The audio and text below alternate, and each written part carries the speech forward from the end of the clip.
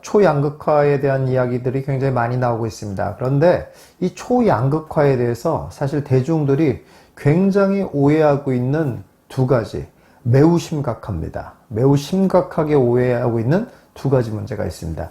이 부분을 똑바로 생각하지 않으면 여러분들에게 직접적으로 재산에 매우 큰 피해를 입을 수 있습니다. 그 두 가지 오해 정확하게 바로잡고 가도록 하겠습니다. 첫 번째 오해는 뭐냐면 초양극화가 좀 진행은 되겠지만 이제 좀 더디게 진행되지 않겠냐라는 오해입니다. 왜 그런 생각들을 가져요? 아무래도 정부가 대출에 대한 규제를 많이 하게 되니 더 좋은 부동산에 쏠리는 이런 것들이 좀 줄어들지 않겠냐. 그러면은 초양극화가 되는 한이 있어도 그 속도는 조금씩 더뎌지지 않겠냐, 느려지지 않겠냐 라는 생각이에요. 매우 큰 오해입니다. 오히려 그 반대입니다. 초양극화는 더 빨리 진행되게 생겼습니다. 다른 전반적인 사회 현상에 대해서까지는 잘 모르겠어요. 그러나 최소한 부동산에 있어서만큼의 초양극화는 이제부터 더 빠른 속도로 진행된다라고 여러분들이 보셔야 되겠습니다. 왜 그러냐면 부동산에 대한 선택지가 하나밖에 없어요. 딱 한 장의 카드만 쓸 수 있다고 한번 해보세요. 그럼 여러분들은 어떤 걸 선택하겠습니까?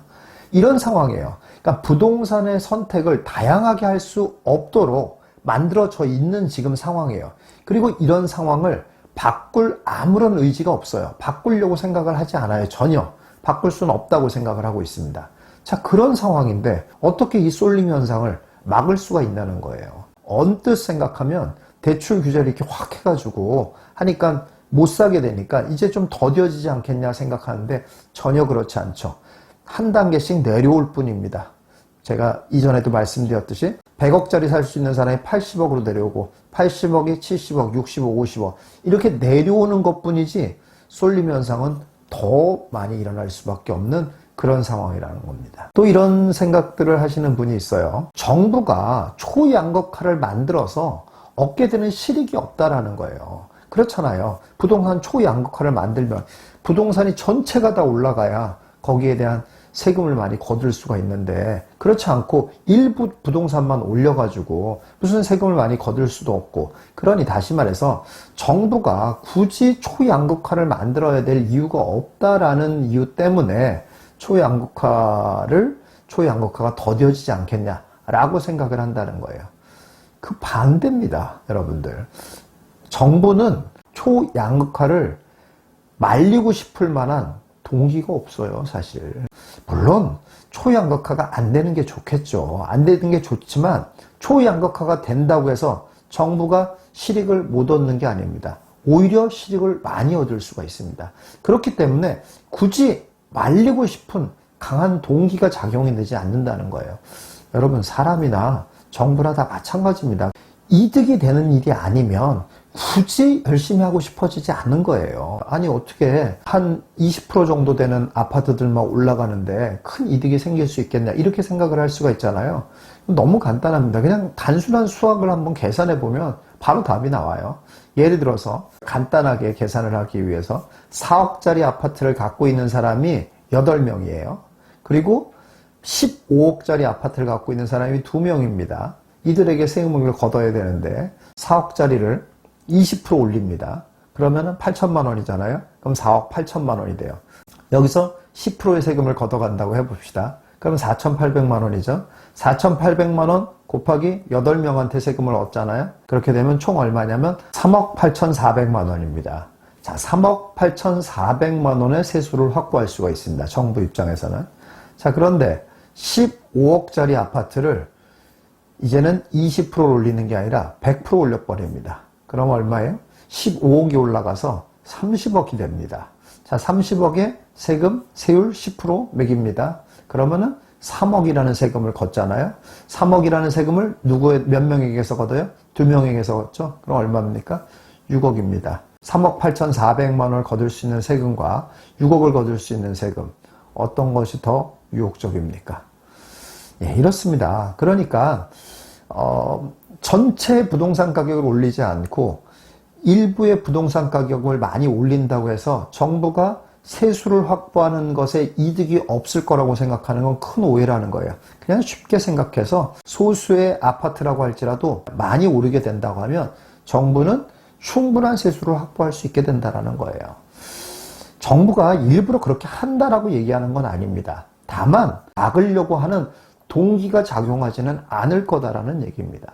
결국 그래서 부동산의 다양한 선택이 불가한 지금과 같은 시장에서 계속 통화량이 팽창되는 이런 상황이란 말이에요. 쏠림 현상은 더 벌어질 수밖에 없게 되고, 그러면서 초양극화는 좀 더 빠르게 진행될 가능성이 높다라고 봐야 된다라는 겁니다. 자, 두 번째 큰 오해는 이거야말로 정말 중요한 오해인데요. 초양극화는 부동산 시장에서 상위 20%에 해당된다라고 생각하는 오해예요. 그야말로 가격순으로 매겨가지고 상위권에 있는 15에서 20% 정도 되는 아파트만 계속 올라갈 거다라고 생각하는 거예요. 매우 큰 착각입니다. 지금 시장에서 부동산 시장의 초양극화는 그렇게 형성되는 시장이 절대 아닙니다.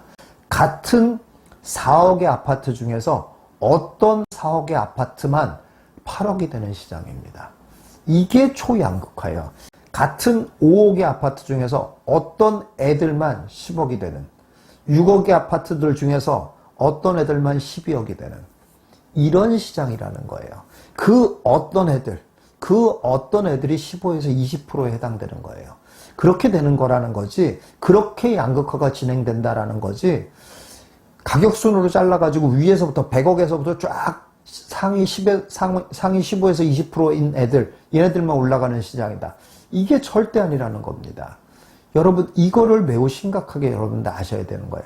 그 얘기는 무슨 말이냐면 바로 여러분에게도 매우 심각한 영향을 미치는 상황이라는 거예요. 나는 어차피 압구정동 같은 거 살 사람 아니니까 뭐 어떻게 되든 말든 상관없어 라고 마음 놓고 있을 때가 절대 아니라는 얘기입니다. 여러분이 살 수 있는, 여러분이 그냥 가져갈 수 있는, 여러분이 충분히 손을 뻗으면 살 수 있는 이 아파트들이 똑같은 가격으로 머물러 있지 않고 그 중에서 어떤 애들만 팍 튀어오르는 그런 상황이 벌어진다는 거예요. 이게 지금 시장의 초양극화입니다. 자, 그러면 왜 이런 일이 벌어지나를 한번 생각해 봐야 되잖아요. 이것도 잘 생각해 보시면 정말 그럴 수밖에 없구나라는 게 금방 이해가 됩니다. 세 가지 이유가 있습니다. 첫 번째는 일단 전세가가 상승하는 걸 보면은 공포감을 갖게 된다는 거예요. 사람들은 처음에는 그냥 집값이 올라가든 뭐라든 난 나와 관련된 일 아니니까 이렇게 신경을 안 쓰고 살 수 있어요.